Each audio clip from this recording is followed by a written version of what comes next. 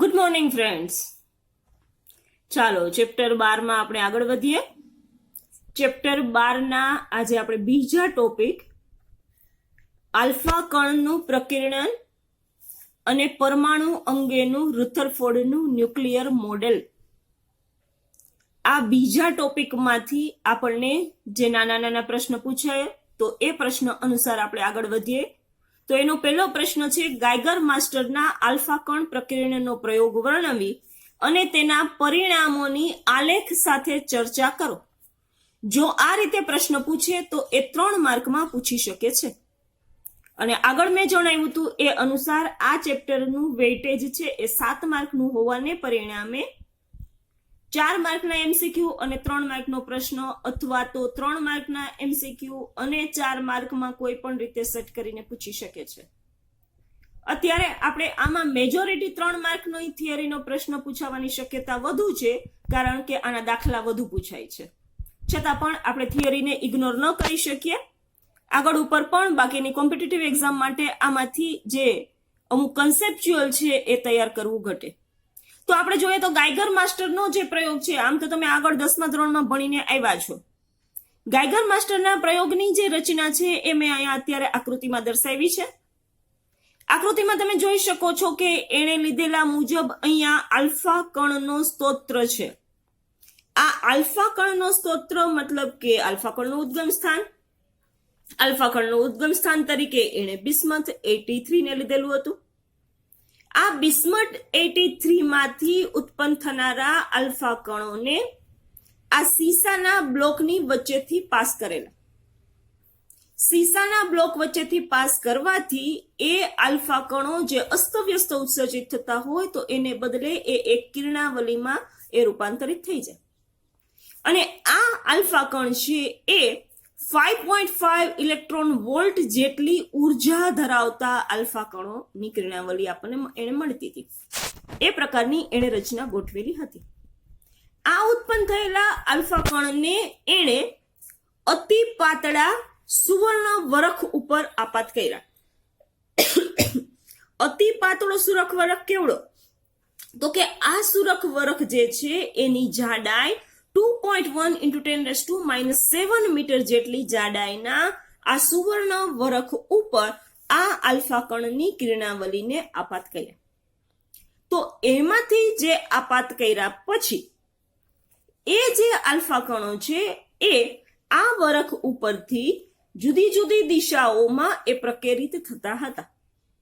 આ જુદી જુદી દિશાઓમાં પ્રકેરિત થતા આલ્ફા કણોને નોંધવા માટેથી એક અહીંયા ZnS ઝિંક સલ્ફાઇડનો પડદો રાખેલો હતો.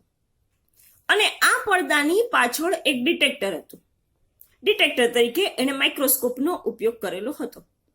હવે ZnS છે એ ZnS ની એ લાક્ષણિકતા છે એને કે એના ઉપર જ્યારે આલ્ફા કણ છે એ આપાત થાય, એના ઉપર આલ્ફા કણ છે એ અહીંયા અથડાય ત્યારે એક નાનકડું પ્રકાશનું સ્પોટ જેવું ત્યાં ઉત્પન્ન થાય. આ પ્રકાશના સ્પોટ છે એ આ ડિટેક્ટરની મદદથી નોંધી શકાય. અહીંયા આ જે છે એ ડિટેક્ટર અને ZnS નો પડદો આ ફરતો આ રીતે આમ ઘુમાવી શકાય એ રીતે ગોઠવેલો હતો, કે જેના દ્વારા ઉત્પન્ન થયેલા આલ્ફા કિરણોની નોંધ અહીંયા લઈ શકાય. જુદા જુદા કોણે જે આલ્ફા કિરણો છે એ પ્રકેરિત થતા હતા એ બધા આલ્ફા કિરણોને છે એની નોંધ કરી શકાય એ મુજબની એની રચના હતી. અહીંયા ZnS ના પડદામાં જે અહીંયા પ્રકાશનું સ્પોટ મળતું હતું, આ પ્રકાશનું સ્પોટ એ આપણે જે લેસરના જે સ્પોટ તમે મેળવતા હોય છો તમારા કિચનમાં, જે લેસરનું સ્પોટ હોય છે એ મુજબ ન મળતો હતો. આપણે વાત કરતા હતા કે ZnS ના પડદા ઉપર જ્યારે આલ્ફા કિરણ છે એ આપાત થાય ત્યારે એક પ્રકાશનું સ્પોટ અહીંયા મળે. આ પ્રકાશનું સ્પોટ એ જે આપણે લેસર બીમ મેળવીએ છીએ, જે કિચનની અંદર જે લેસર હોય છે, આ લેસર આમ તો બીજા ઘણા બધા રીતે હોય છે, પણ આ તો સાદું ઉદાહરણ આપું છું. લેસરના તો ઘણા બધા ઉપયોગ છે, પણ એ લેસર બીમ જ્યારે તમે કિચનમાં તમારી પાસે હોય ને તમે એને દિવાલ ઉપર એક નાનકડા સ્પોટ તરીકે જે મેળવતા હો છો, તો એમાં જે રીતનું નાનું એવું સ્પોટ મળે એવું સ્પોટ છે એ અહીંયા પડદા ઉપર મળે. અને અહીંયા એની પાછળ રહેલા આ ડિટેક્ટર વડે એને કાઉન્ટ કરી શકાય કે કેટલા આલ્ફા કિરણો આ કોણે પ્રકેરિત થયા.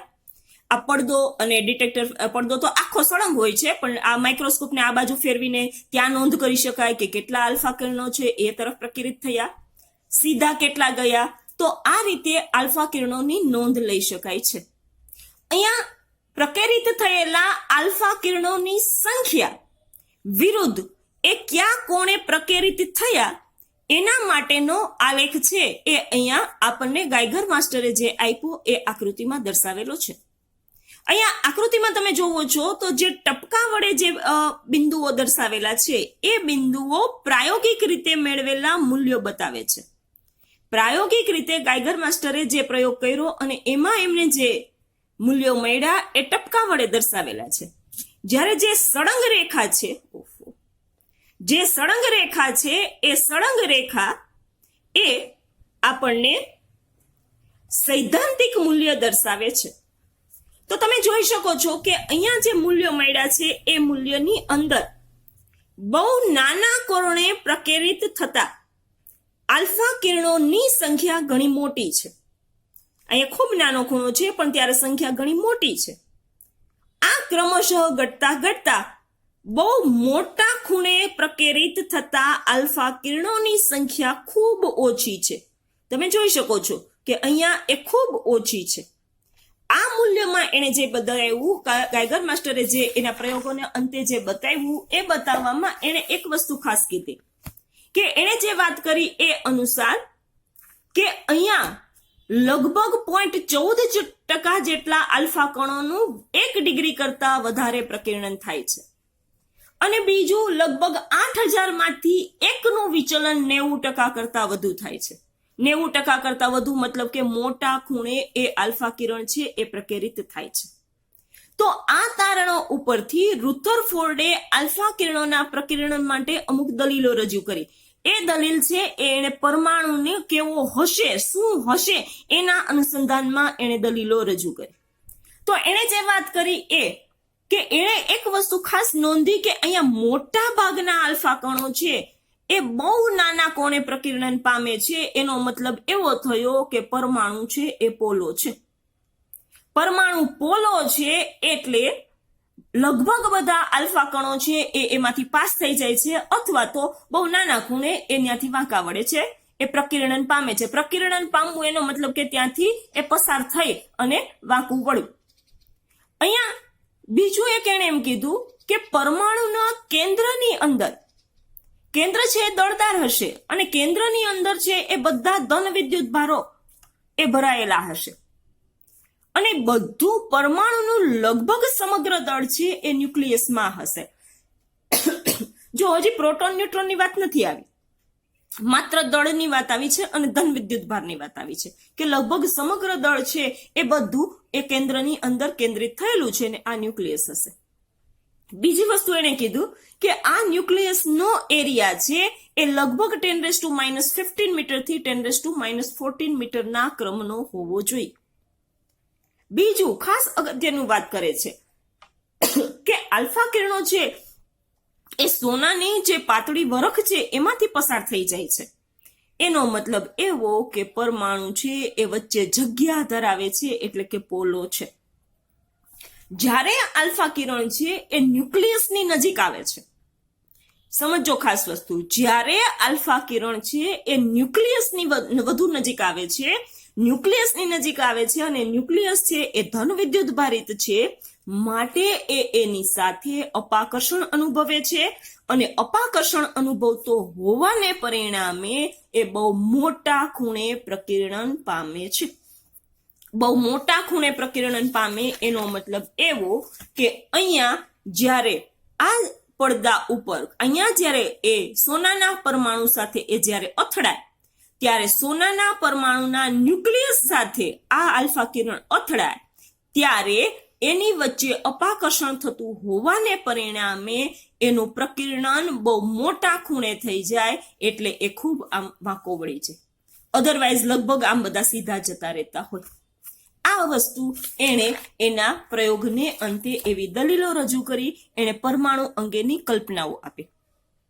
ઘણું બધા રુથરફોર્ડ છે એ પરમાણુ માટે સાચા છે અને એણે આપેલી દલીલો ઉપરથી જ પછી આગળ ઇલેક્ટ્રોનની એની શોધની વાત થઈ છે. હજી એને આગળ વાત કરે છે કે હજી આલ્ફા કણનો ગતિપથ કેવો હશે. પ્રશ્નની રીતે જોઈએ તો આલ્ફા કણનો ગતિપથ સમજાવો. કન્ટિન્યુ ટોપિકમાં છે પણ પ્રશ્ન માટેથી પૂછે તો આ રીતે પૂછી શકે. તો અહીંયા ખાસ એક વસ્તુ કે જ્યારે કોઈ એક ન્યુક્લિયસ વડે આલ્ફા કિરણનો આપણે ગતિપથ છે એ સમજાવવો હોય તો આપણે એવું કહી શકીએ કે આલ્ફા કિરણ છે તો આલ્ફા કિરણ એટલે કાંઈ ને બીજું હિલિયમનું ન્યુક્લિયસ છે, માટે એના ઉપરનો વિદ્યુતભાર છે એ 2e જેટલો આપણે ગણી શકીએ. બીજી વસ્તુ, એ સોનાના વરખ ઉપર જ્યારે અથડાય છે ત્યારે સોનાનું ન્યુક્લિયસ છે એના ઉપરનો વિદ્યુતભાર આપણે Z × E કહીએ. Z એટલે એનો પરમાણુ ક્રમાંક, અને આપણે જાણીએ છીએ સોનાનો પરમાણુ ક્રમાંક છે એ 79 જેટલો છે. માટે આલ્ફા કિરણ અને સોનાના પરમાણુ વચ્ચે જે કુલંબીય અપાકર્ષણ બળ લાગે એ કુલંબીય અપાકર્ષણ બળ F = 1/4π 2e Ze/r² જેટલું લાગે. કુલમનો નિયમ આપણે જાણીએ છીએ કે F = K Q1 Q2/r². અહીંયા Q1 એટલે 2e અને Q2 એટલે Ze અને r² એમની વચ્ચેનું અંતર. અહીંયા ખાસ અગત્યની વાત છે કે જ્યારે ન્યુક્લિયસની નજીકમાં આવે, હવે જો આ જ વસ્તુને આપણે અહીંયા આકૃતિથી પાછું સમજીએ તો માની લો કે આ જે છે એ લક્ષ્ય ન્યુક્લિયસ એટલે આ સોનાના વરખનું એક સોનાનો પરમાણુ છે. આ સોનાના પરમાણુમાં આ આખું એનું ન્યુક્લિયસ છે. આજે મેં એરિયા આખો બતાવ્યો છે, આ એનું ન્યુક્લિયસ છે. આ ન્યુક્લિયસ છે એ દળદાર છે, એનું બધું દળ છે એ આટલામાં જ છે. આની અંદર બધો ધન વિદ્યુત ભાર એ આવેલો છે. હવે આ ન્યુક્લિયસ ઉપર જ્યારે આ આલ્ફા કિરણો જુદા જુદા છે એના ઉપર આપાત થાય છે ત્યારે જો એ ન્યુક્લિયસની નજીકના એરિયામાં આવે તો એનું પ્રકિરણન મોટું થાય છે. મતલબ કે એ બે મોટા ખૂણે એ ન્યાથી વાંકા પાછા વળે છે. એ મોટા ખૂણે એની ગતિની દિશા બદલાય છે, એ પ્રકિરણન અનુભવે છે. બરોબર છે. પણ જો એ ન્યુક્લિયસથી બહુ દૂર હોય, ન્યુક્લિયસથી બહુ દૂરના એરિયામાં આ આલ્ફા કિરણ છે એ આપાત થાય તો એ લગભગ સીધું વયું છે. ખ્યાલ આવે છે? આ ન્યુક્લિયસ છે. હવે ન્યુક્લિયસની આજુબાજુ પરમાણુનો એરિયા તો આ રીતે આમ જોવા જઈએ તો ઘણો બધો મોટો છે. આ આખો પરમાણુનો આપણે એરિયા ગણીએ, આ બધી ઇલેક્ટ્રોનની કક્ષાઓ છે. પણ જે રુથરફોર્ડે કલ્પના કરી એ અનુસાર કે પરમાણુ તો પોલો છે, તો પોલો જ છે ને, આ એરિયા બધો પોલો છે. અને ત્યાં આલ્ફા કિરણને આ ન્યુક્લિયસનું એટલું અપાકર્ષણ નહીં લાગે જેટલું અહીંયા લાગશે. બીજું એણે એક નવો પ્રાચલ એ વ્યાખ્યાયિત કર્યો જેને એણે કીધું સંઘાત પ્રાચલ. આ સંઘાત પ્રાચલ એટલે આલ્ફા કણના પ્રારંભિક વેગ સદિશ અને ન્યુક્લિયસના કેન્દ્ર વચ્ચેના લંબ અંતરને સંઘાત પ્રાચલ કહે છે. ન્યુક્લિયસનો પ્રારંભિક વેગ સદિશ એટલે ન્યુક્લિયસના બરોબર કેન્દ્રમાંથી જે આ પાસ થાય એ વેગ સદિશ, અને ખરેખર આલ્ફા કણ જે એનો ગતિમાર્ગ છે એની વચ્ચેનું આ લંબ અંતર એટલે સંઘાત પ્રાચલ બી. જેમ બી નું મૂલ્ય નાનું એમ પ્રકિરણન મોટું, જેમ બી નું મૂલ્ય નાનું એમ પ્રકિરણન વધે. પણ જેમ બી મોટો, હવે તમે આના માટે વિચારો તો આ બી છે એ ઘણો મોટો થઈ જશે અહીંયા, તો એનું કઈ પ્રકિરણન નથી થતું, એ લગભગ એમને જતો રહે છે. બરોબર? મતલબ કે જેમ બી નાનો એમ પ્રકિરણન મોટું, જેમ બી મોટો એમ આલ્ફા કણ લગભગ વિચલન વિના જ જતો રહે. પણ જો આલ્ફા કણ એ સીધો અહીંયા બતાવ્યું એ અનુસાર સીધો ન્યુક્લિયસ ઉપર અથડાય, ન્યુક્લિયસ પાસે જાય, એને હેડ ઓન અથડામણ કહેવાય, સીધું લંબ દિશામાં. તો હેડ ઓન એનામાં અથડામણ થવા જાય ત્યારે પણ આલ્ફા કિરણ છે એ ન્યુક્લિયસથી r0 જેટલા દૂર જ રહી શકે. ત્યાં સુધીમાં તો એને અપાકર્ષણ મહત્તમ થઈ જાય, માટે r0 જેટલા અંતરથી એ પાછો વળી જાય. આ પાછો વળી જાય મતલબ કે એનું પ્રકિરણન છે એ લગભગ પાઈ જેટલું થઈ જાય. બરોબર? કેટલું? લગભગ પાઈ, થીટા બરાબર પાઈ જેટલું, એટલે કે 180 ડિગ્રીએ એ પાછો વળી જાય. ખ્યાલ આવે છે? મતલબ કે એને જે આલ્ફાકણનો ગતિપથ છે એ જેમ ન્યુક્લિયસની એરિયામાં નજીક હશે એમ એનો બીટા પ્રાચલ, આ બી પ્રાચલ છે એનું મૂલ્ય નાનું હશે અને ત્યારે પ્રકિરણન શું થાય? મોટું થાય. તો આના ઉપરથી તમે એમ કહી શકો કે જેમ બી નાનો એમ પ્રકિરણન શું થયું? પ્રકિરણન વધુ થયું. ખ્યાલ આવે છે? એનું પ્રકિરણન વધુ થયું મતલબ કે ત્યારે શું થયું? બીટા બી નાનો તો થીટા મોટો. ખ્યાલ આવે છે? અહીંયા જેમ બી નાનો તો થીટા શું થઈ ગયો? મોટો. અને જેમ બી મોટો તો થીટા નાનો. આવું આપણે કહી શકીએ. તો આ જે કાંઈ વાત થઈ એ આપણે ગાઈગર માસ્ટરના પ્રયોગની, એને જે સોનાના વરખ ઉપર જે કાંઈ કિરણો આપાત કર્યા એના માટેની, આજે મેં આ બધી વાતો કરી છે, આ બધું એ એમસીક્યુ માટે અગત્યનું છે. બાકી 3 માર્કના પ્રશ્નમાં પૂછે તો આ આખો પ્રયોગ અને એના ઉપરનો જે આલેખ છે તો એ આખું 3 માર્કના પ્રશ્નની અંદર પૂછી શકે છે. પછીની જે દલીલો છે એ બધી સમજૂતી માટે છે, છતાં પણ એમાંથી એમસીક્યુ અને એ યાદ રાખવું જરૂરી છે. આ સમજાય તો જ, કારણ કે આગળનું સમજી શકાય એમ છે. બરોબર છે? તો આ આજે અહીંયા રાખીએ છીએ. નેક્સ્ટ આપણે પછીનું જે છે એ બીજા વિડીયોમાં જોશું.